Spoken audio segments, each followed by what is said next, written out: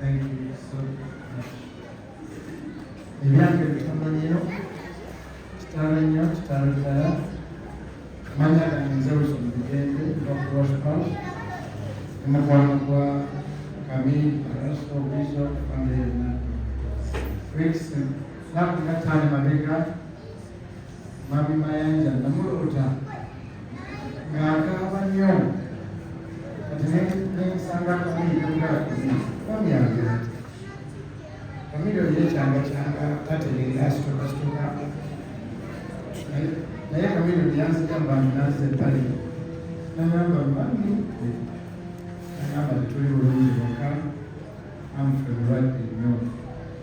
kakati nampa essimu nagakubira ku mami omubiri yadde sinnakuba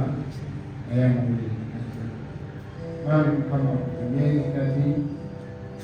sebo faaza ng'oggyeko abantu basajja bano bakatuliki naye newaffe Kamili omwebu baafuna ebizibu ajjayo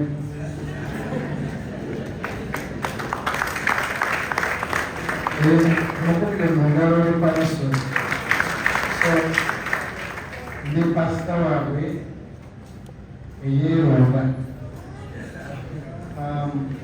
njagala kubategeeza mami ne dadi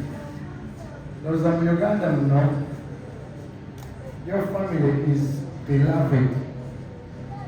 eggwanga lyonna libagoberera buli kirungi ekibabaako buli kibi ekibabaako newankubadde mugezesebwa buli family egezesebwa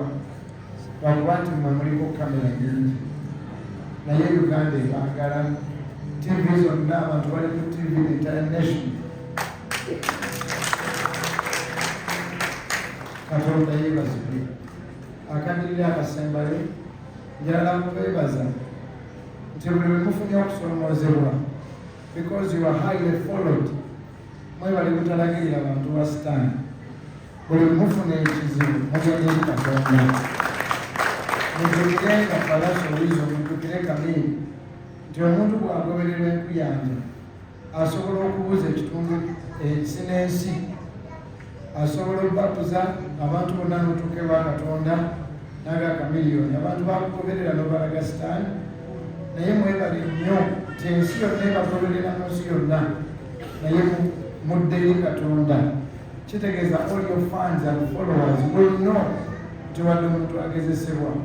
agenda eri Katonda kale nno nange kanisa yatisa obubaka kubanga nayo kanisa yammwe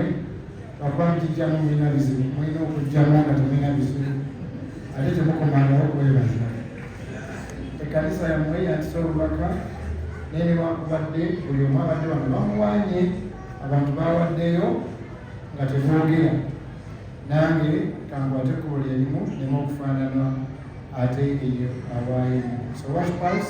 kanisa yammwe nayo ebeesasibasaasidde nnyo era obubaka ku ssimu ya Kamili mwebali nnyo